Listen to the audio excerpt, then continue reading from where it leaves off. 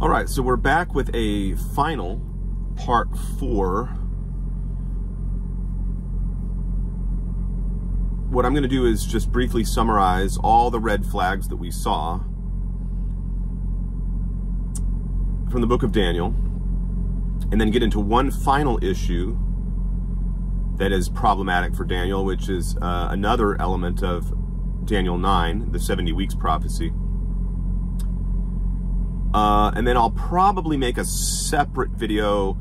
It won't be called part 5, but it will be understood that it's an addendum to this 4-part series on Daniel that will string a few things together concerning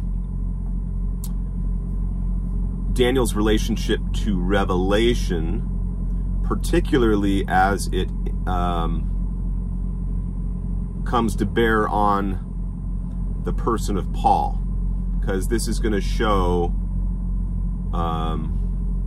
this ties together with the theme we've covered a lot in the past and recently, actually, where I covered a chapter in the book, The Empty Tomb. This ties in with the evidence, the biblical evidence we've seen for Paul's extremely dicey relationship with the 12 apostles due to the fact that Paul had his own agenda and taught his own gospel. He even says, he even calls it my gospel.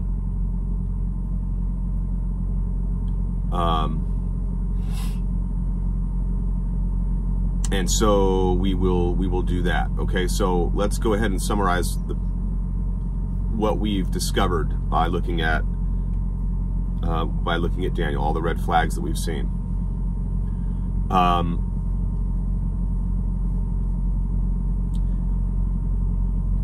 So we've seen what the genuinely critical scholars say. Enter the gullible scholars, right? The Christian fundamentalists and apologists who need Daniel to be authentic. Attempts by fundamentalists and unrelenting believers to rescue Daniel's authenticity are abundant, of course, but none follow any credible historical method, and real historians apply the same standards to the book of Daniel and to Daniel as a person that we do to all other ancient books and persons, and we attend to what's more probable and not what's too convenient or merely possible. When we attend to the actual evidence we have and to what is the most probable, we see that there is no evidence attesting to there being a book of Daniel or any specific stories in it in any source prior to the Maccabean era. So that's red flag number 1.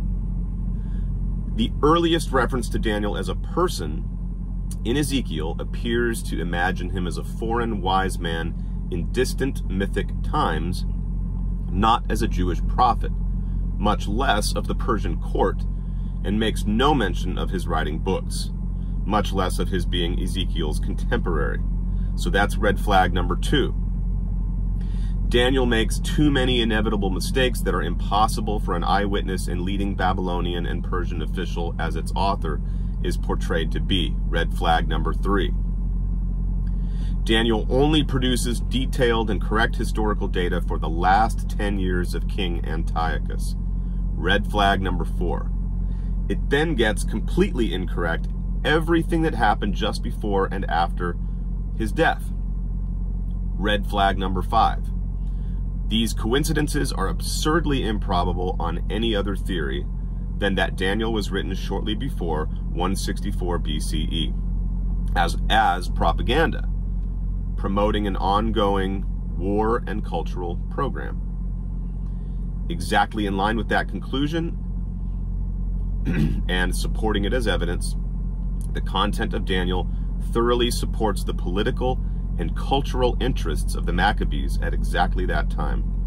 There is no evidence for any other conclusion. So what I'd like to do is then quickly get to that last point we wanted to make about Daniel 9. And it concerns It concerns the temple.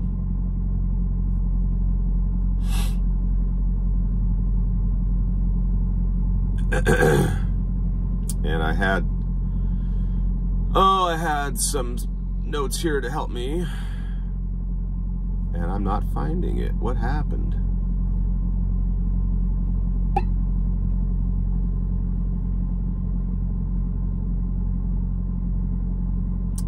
I'll get it here in a second.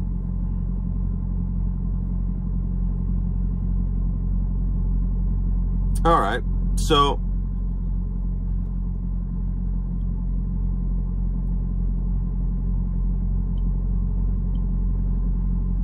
here's the other example, is the claim that Daniel describes the complete destruction of the temple in Jerusalem, which did not happen when indicated. So doesn't that suggest it was really predicting the actual destruction in 70 AD instead? Never mind that this is logically invalid, allowing a prediction to be prophecy, quote unquote, that gets a date wrong by over 200 years, and of an event that is not inherently improbable across such spans of time, as most temples get destroyed eventually, is simply not rational, nor is allowing a prophecy to be multivalent, in other words, realized multiple different ways across multiple different periods, what some apologists call micro-fulfillments, as that simply multiplies the retrofitting fallacy.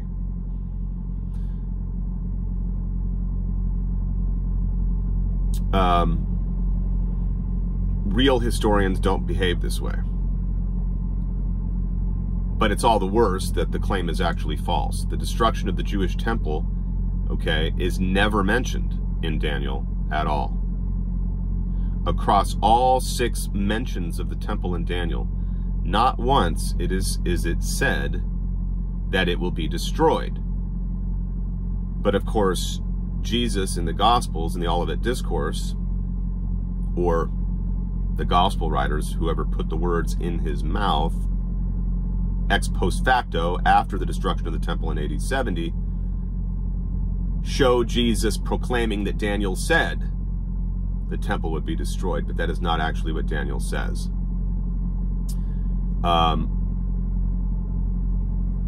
That isn't mentioned at all in Daniel 9:27 or Daniel 11:31, which only mention the ending of the sacrifices there and the defilement of the holy site, which Antiochus did in fact do. He defiled the temple, as all Jews did after Daniel's prophesied end of the world didn't happen. They all started assuming that this must have meant some other event still off in the future. This is how all cults operate when prophecies fail. As elsewhere, the apologist does not reason logically but illogically, imagining facts into existence. No destruction of the temple is predicted in Daniel, and ignoring common, well-established background knowledge, such as how people often respond when beloved prophecies fail.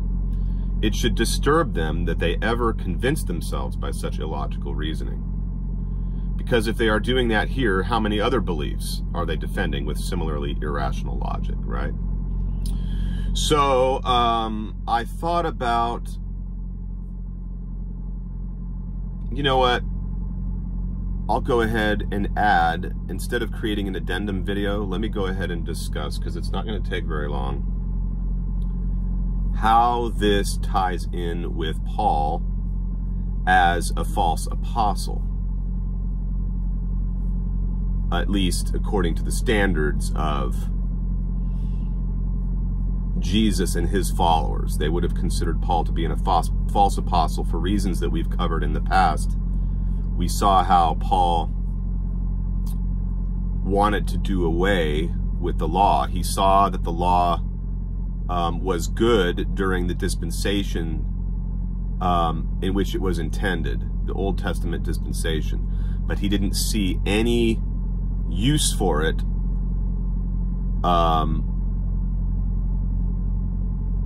you know, from his day forward.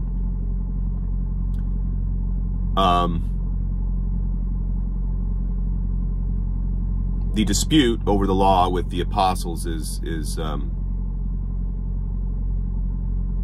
found in the book of Acts, but of course, you know, it's papered over somewhat, giving the impression that somehow Paul was ultimately reconciled with the 12, which is just not true. But Paul taught. Paul went further than the council in Acts 15.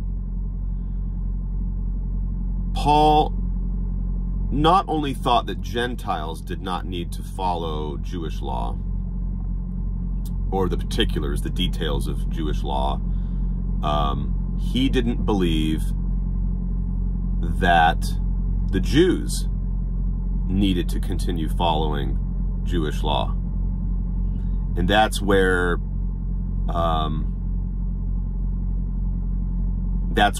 Acts 21 comes in. Acts 21 gives us some clues as to what was happening, what was really going on. I mean, we see Paul saying in his letters, asserting that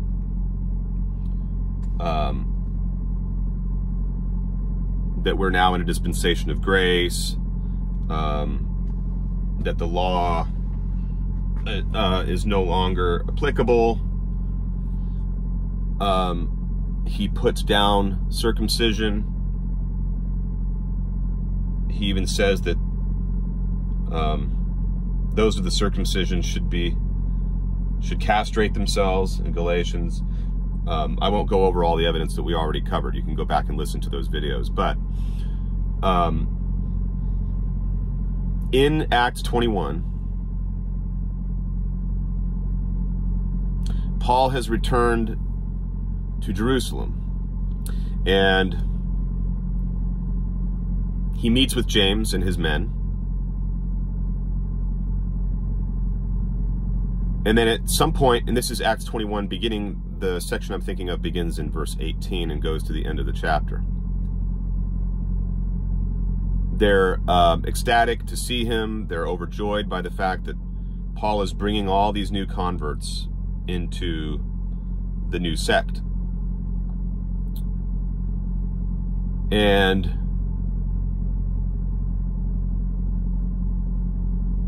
Paul, at some point, enters the temple, and he is spotted by a bunch of Jews in the diaspora from Asia who were at that time visiting Jerusalem, visiting the temple. They see him, they recognize him, and they accuse him. Oh, I'm getting a little bit ahead of myself. What happens before this? So Paul meets with James and his men, and they're overjoyed because he's bringing in new converts, right? And then James and his men confront Paul with an accusation or a rumor that they heard. They told Paul, "Hey, you're being accused of teaching that Jews no longer have to keep the law."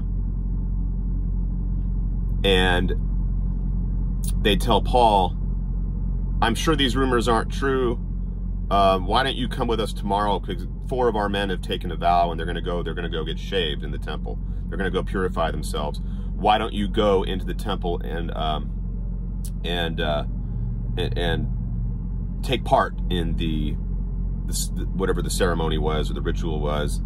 Go dedicate yourself to the temple and prove to us all that you know, you're one of us." Well, of course Paul goes, because he says in his own letters that he's all things to all men.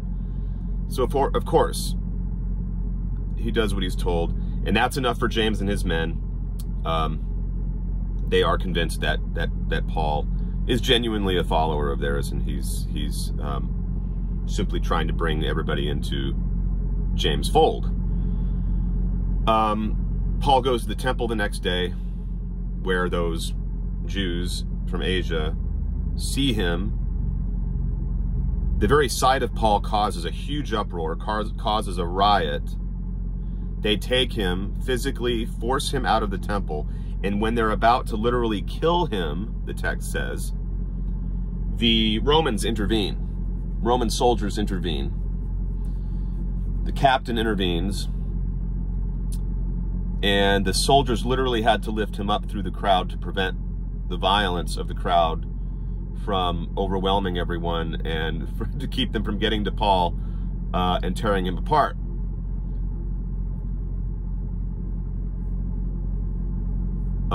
And the accusation that they make against Paul, that these Jews in the temple who are from Asia make against Paul, is that he preached publicly against the temple, preached against the law, and there was a third thing that I'm forgetting now. Preached against the temple, preached against the law.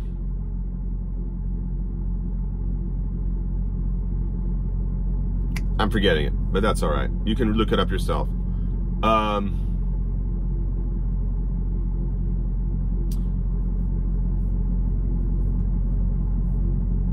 Anyway, Paul is carried off by the Romans, and then he's got to end up standing trial. But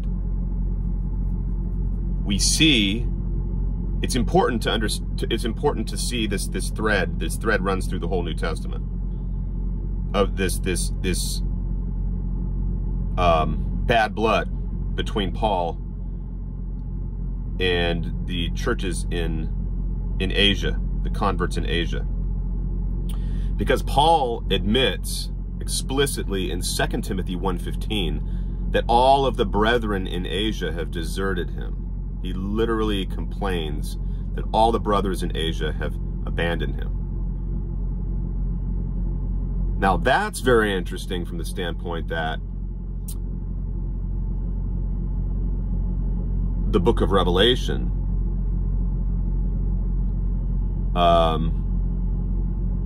contains, okay, there might be one other thing I want to point out before I bring up Revelation. Well, the 7 letters of the 7 churches, they are written to the 7 churches of where else? Asia Minor, okay? The letter to the church, in the letter to the church of Thyatira, the angel says, I have one thing against you, in that you listen to the woman Jezebel.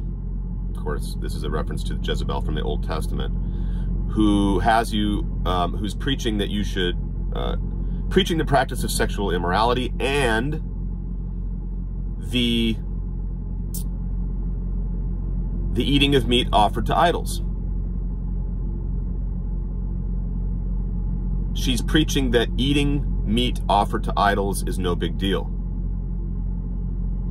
This is another thing that they had against Paul, because in Paul's, one of his letters to the Corinthians, I can't recall now if that's 1st or 2nd Corinthians, I believe it's in 1 Corinthians 8, Paul says eating meat sacrificed to idols is no big deal. What he does, he doesn't explicitly preach. Okay, here's how he nuances it. Don't ask, don't tell. So if you go into a pagan temple, Paul says, don't ask if the leftover meat was sacrificed to an idol. Just eat it, enjoy it.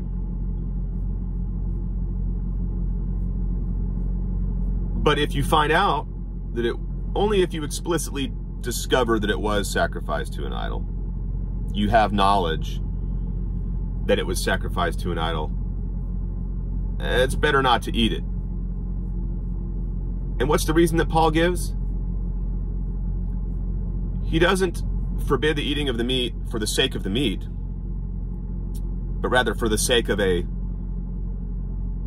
brother with a weak conscience. Lest a brother with a weak conscience see you doing this. Okay? that is not what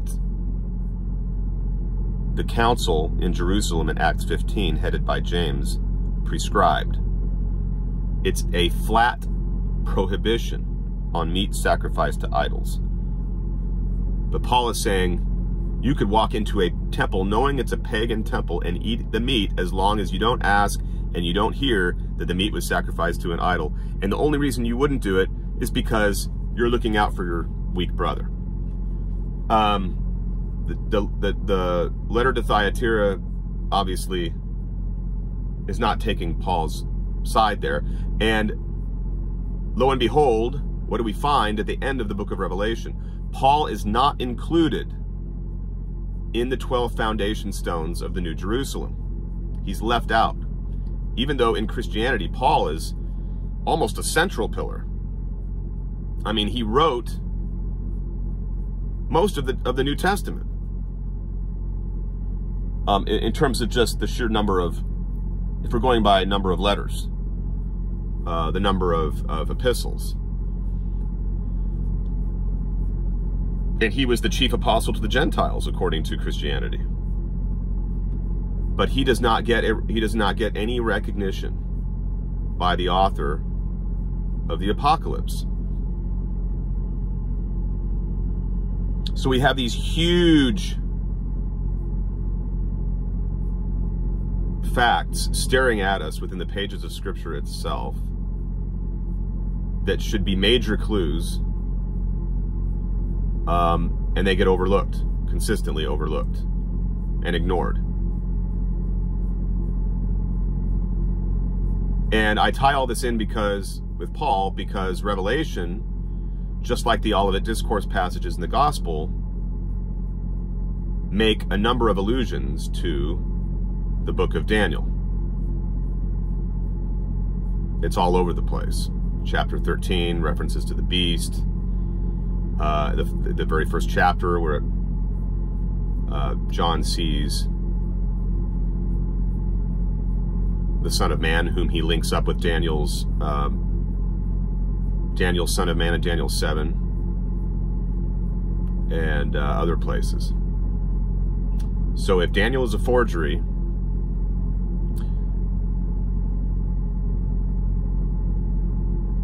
the Revelation is an uninspired text full of errors because it is constantly appealing to a forgery. Jesus' words, assuming he even spoke them and that they weren't put in his mouth by the later gospel writers, Jesus' words appealing to Daniel concerning the coming tribulation and destruction of the temple in AD 70 are also in error because they appeal to a forgery.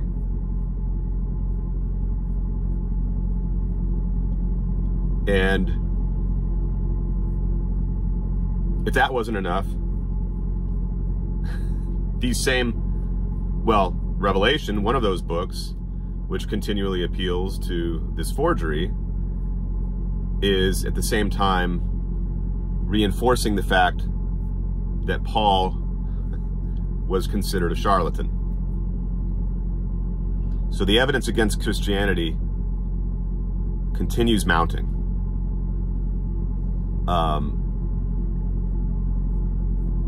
And the evidence is so damning that to even try at this point to justify it or vindicate it or defend it is just incredibly naive. It's time to recognize that the truth must be found elsewhere. It can only be found outside Christianity.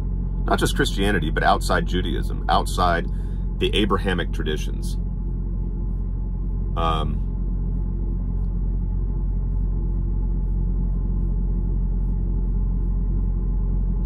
So that will conclude this video, and it will conclude the series on Daniel. And I think I may actually go out of order with the topics as I had laid them out months ago. and I may get into the topic that everyone these days loves to hear about and think about and ponder, and that is the whole issue of the Nephilim, the giants in the Old Testament, the